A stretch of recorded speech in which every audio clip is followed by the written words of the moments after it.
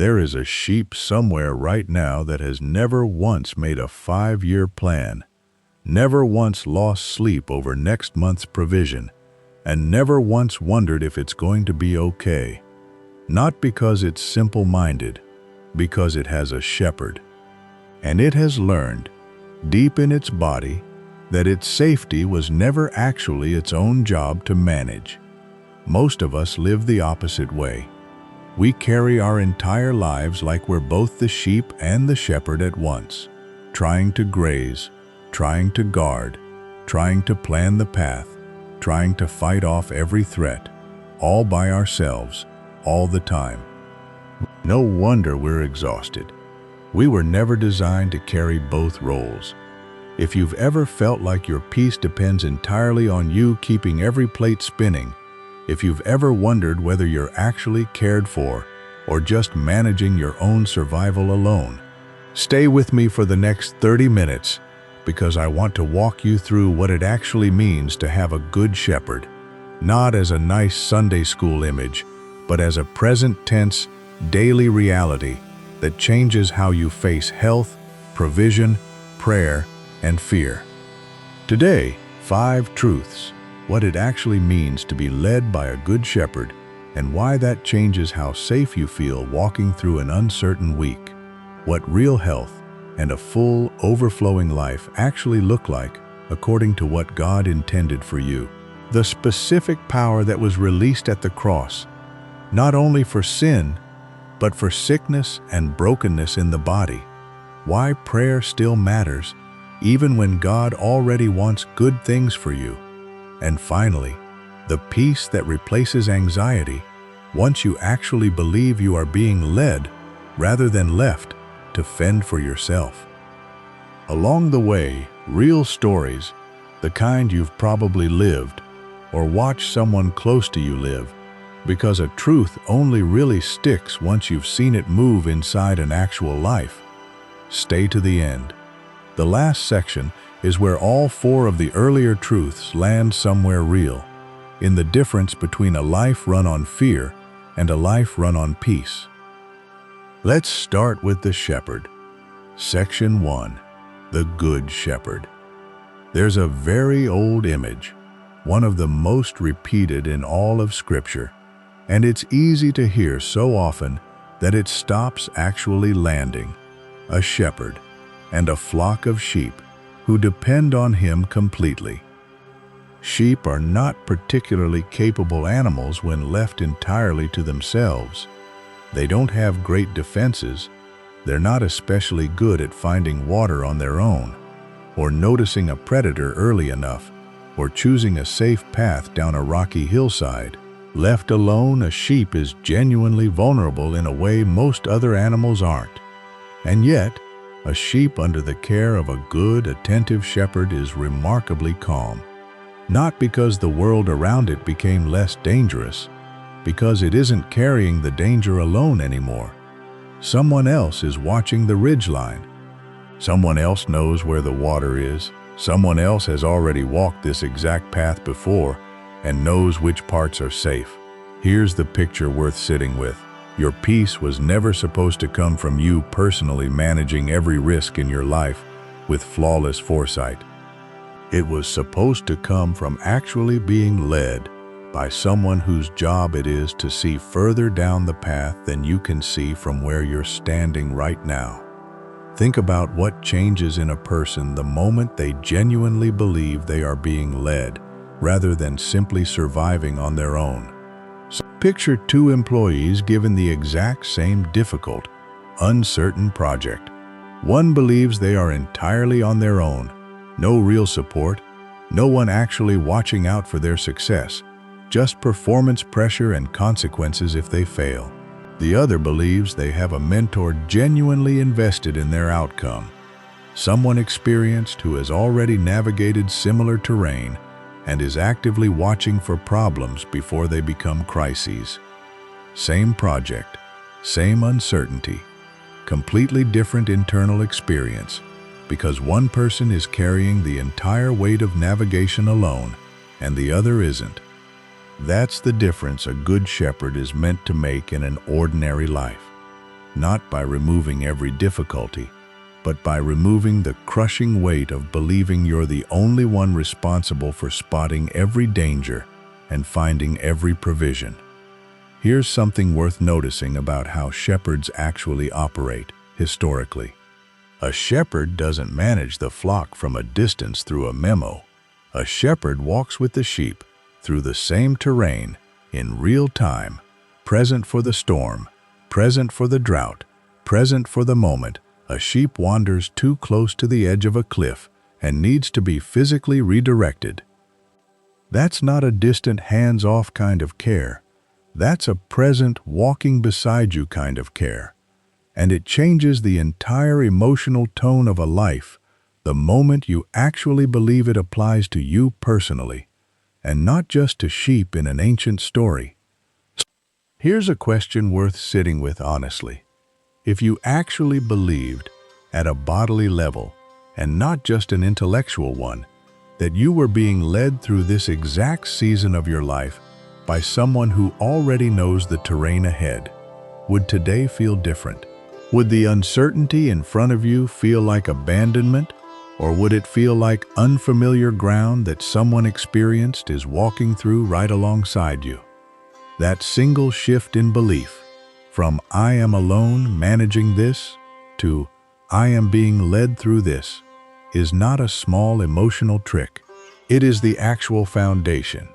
Everything else today is built on top of health, provision, prayer, peace. None of them make much sense floating on their own. They all rest on this one truth first. You have a shepherd, and you were never meant to navigate this alone. Now, once you actually believe you're being led rather than abandoned, a very natural next question comes up. Led toward what exactly? Is the destination just survival? Just getting by? Or is there something fuller being offered? Let's look at what a good shepherd actually intends for the life of the flock he's leading. Section 2. Health and a full, overflowing life. Here's something worth sitting with plainly. The intention behind good shepherding was never simply keeping the flock alive at the bare minimum. A shepherd who merely prevented death without ever leading the flock toward genuinely green pastures, still water, and real nourishment would be doing the job badly, even if technically nobody died. The picture offered is consistently one of abundance, genuine flourishing, not merely survival, green pastures, not barren ground, still, drinkable water, not something merely tolerable, a soul that gets restored, not one that simply endures. Consider how easily this gets flattened in modern life into something much smaller. The quiet, almost unconscious belief that God's role is mostly damage control, stepping in occasionally to prevent total disaster, while genuine flourishing is left up to you to somehow manufacture on your own through hustle and hard work. But there's a very direct, ancient prayer worth holding on to here, essentially wishing for someone to prosper and be in good health, in the same measure that their soul is already prospering. Notice the pairing in that wish. Health and prosperity aren't treated as separate from spiritual well-being, disconnected concerns handled by entirely different departments. They're tied together, as if the same intention behind spiritual flourishing extends naturally into physical and material flourishing too. Here's a story worth considering. Picture someone who spent years assuming that physical health was purely a private, personal project. Diet, exercise, medical care, entirely separate from anything to do with their relationship with God. And separately, picture that same person slowly discovering that their spiritual life and their physical well-being were never actually as disconnected as they'd assumed. That anxiety was quietly wearing down their body. That unresolved bitterness was manifesting as literal physical tension. That genuine peace in their spirit correlated directly with better sleep, lower stress, more actual capacity to heal. That's not a coincidence. The body and the soul were never designed to run on entirely separate tracks. A soul at peace tends to produce a body better equipped to be well. A soul in constant turmoil tends to produce a body that's fighting an uphill battle it shouldn't have to fight in the first place. Here's the shift worth making. Instead of treating health and provision as things you have to manufacture entirely through your own effort, while God stays somewhere off to the side, consider that flourishing, full, overflowing, abundant life was always part of the actual intention behind being led by a good shepherd in the first place. Not eventually in heaven once this hard life is over. Now, in this season, as part of the actual character of the one doing the leading.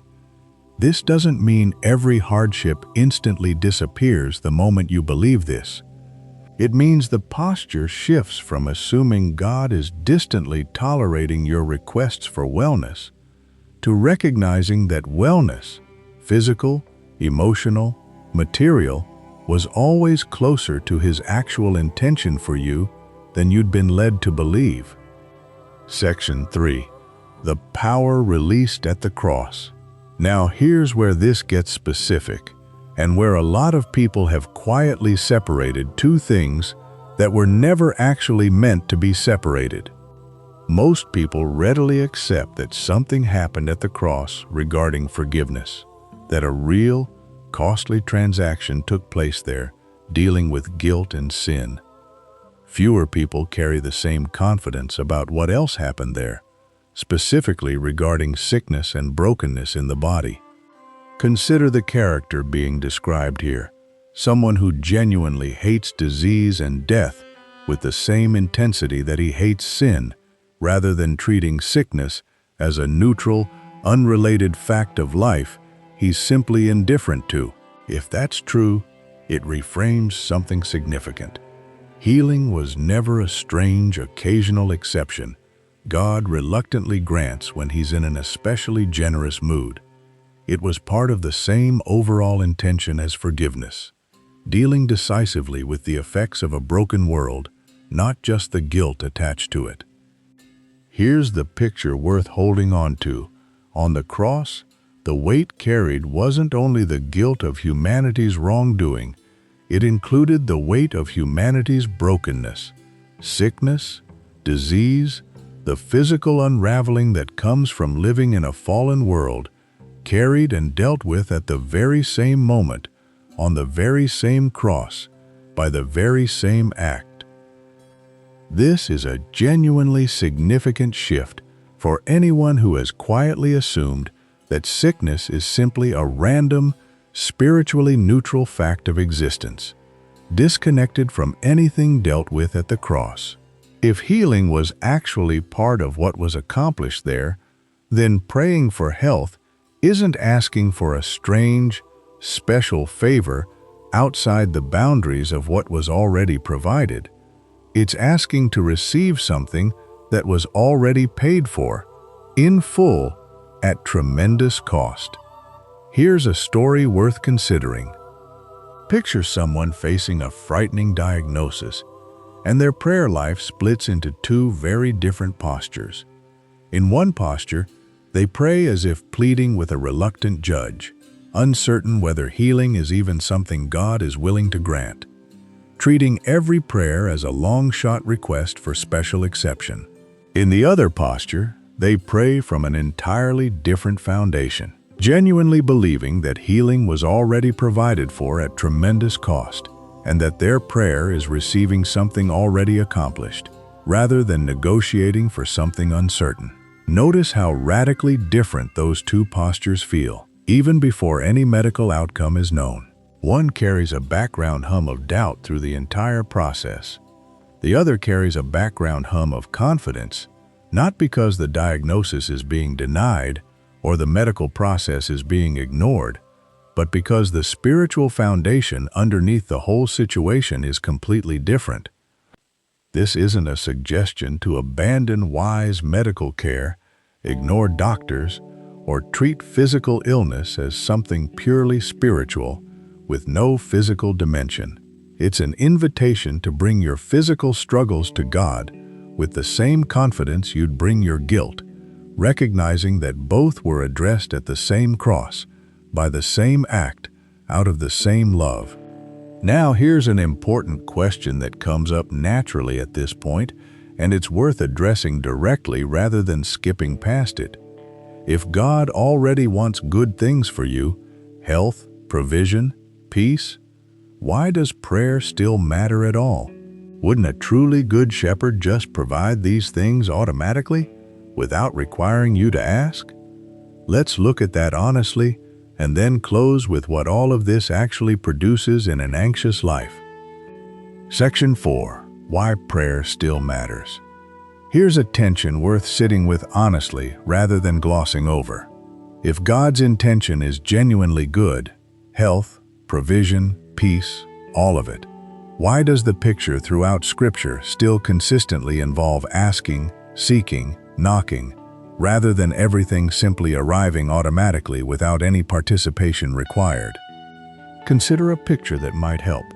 A father who deeply loves his child and fully intends to provide for that child doesn't remove the relationship itself from the equation. He doesn't simply deposit resources anonymously with no interaction, no connection, no relationship developing in the process. The provision flows through relationship, through actual connection, not despite it. Prayer isn't primarily a mechanism for convincing a reluctant God to finally grant something he was withholding. It's closer to the relational channel through which an already willing provision actually gets received, understood, and integrated into an actual life, much the way a river needs an actual channel to travel through, even though the water itself was never in short supply upstream. Here's a story worth considering. Picture two people who both genuinely need the same provision.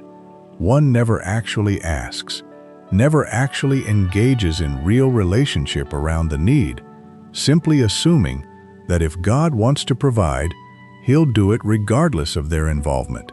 The other actually brings the need honestly into conversation, into real relationship, engaging with genuine expectation rather than passive assumption.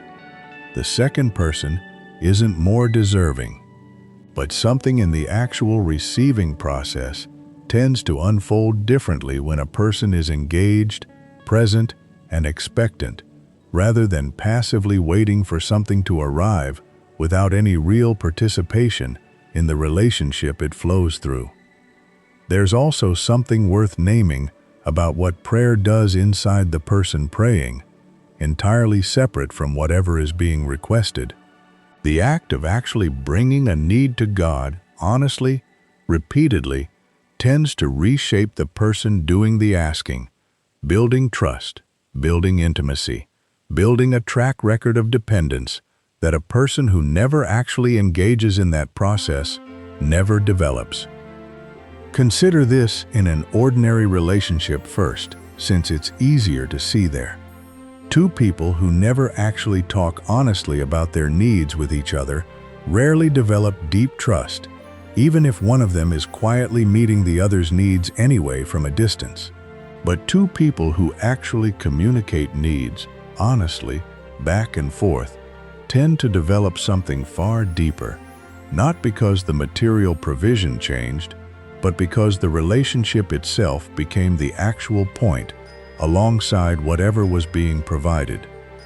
So prayer matters not because God needs convincing, but because you need the relationship that prayer actually builds, the trust, the intimacy, the lived experience of bringing real needs to someone who is actually listening, actually present, actually leading you through the exact terrain you're currently walking. Section 5.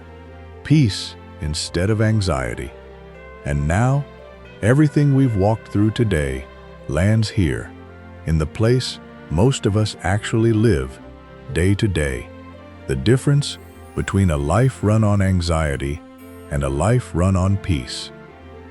Anxiety, at its root, is what happens when a person genuinely believes they are facing their life entirely alone, solely responsible for spotting every danger, securing every provision, managing every possible outcome, with no one else actually walking the terrain alongside them. Under that belief, constant low-grade fear isn't an overreaction. It's actually a rational response to what feels like total, unsupported responsibility. But everything covered today quietly dismantles that belief, piece by piece. You are being led, not abandoned. Health and flourishing were always part of the actual intention behind that leading, not an afterthought. Healing was addressed at the very same cross that addressed guilt, out of the very same love. And prayer isn't negotiating with a reluctant stranger.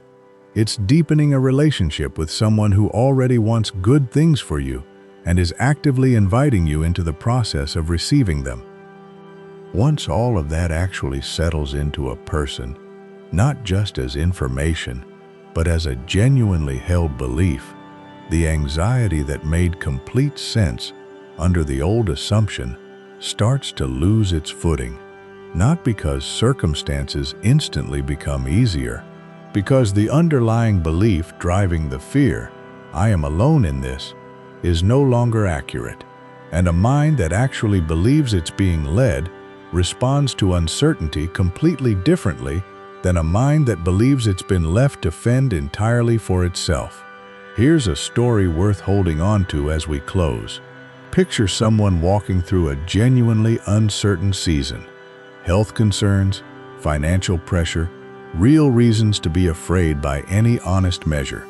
And picture that same person, instead of spiraling through every possible worst-case outcome alone at 3 in the morning, choosing instead to actually rehearse, deliberately, the truths covered today. I have a shepherd who knows this terrain. Flourishing, not mere survival, is the actual intention behind his leading. Healing was already provided for, at real cost.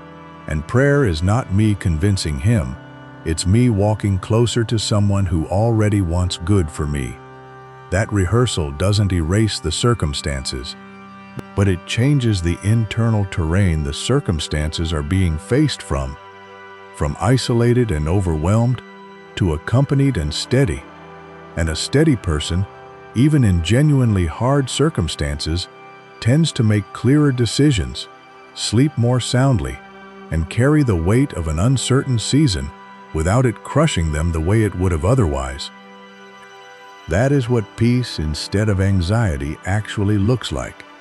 Not the absence of a hard season, but the presence of an actual shepherd walking directly through it with you, and a mind that has finally stopped trying to carry, entirely alone, a weight it was never designed to carry by itself. So here's everything, tied together. You have a good shepherd, not managing you from a distance, but actually walking the exact terrain of your life alongside you, right now, in this season. Health and a full, overflowing life were always part of his actual intention for you, not a strange exception you have to talk him into. Healing was addressed at the very same cross that addressed your guilt, carried at the same moment, by the same act, out of the same love. Prayer still matters, not because he needs convincing, but because you need the relationship, the trust, and the intimacy that only grows through actually bringing your real needs to him. And peace, not anxiety, is what happens the moment you actually believe all of that. Because a person who knows they're being led faces uncertainty completely differently than a person who believes they're facing it entirely alone. If even one of these 5 truths landed on something real in you today, tell me which one in the comments. I read every single one, and it genuinely shapes what we unpack next. If this helped you see something differently, send it to the one person you know who's been quietly carrying their whole life, like they're both the sheep and the shepherd at once. And if you want more of this, honest, unhurried conversations about faith, healing, and the parts of walking with God almost nobody explains plainly, subscribe, because that's exactly what this channel exists to do. Until next time, you were never meant to walk this alone. You have a shepherd. Let him lead.